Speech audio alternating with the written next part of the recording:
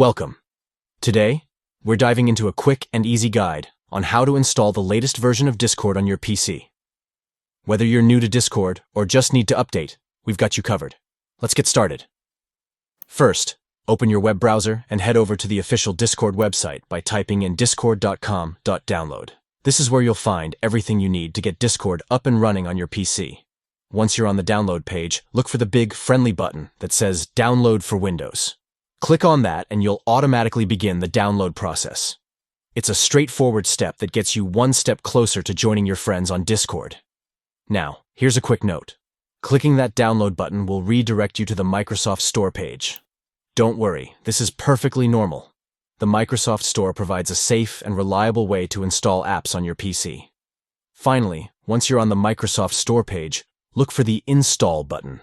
Click on it, and the installation will start. Just sit back and relax while Discord sets itself up on your computer. And there you have it.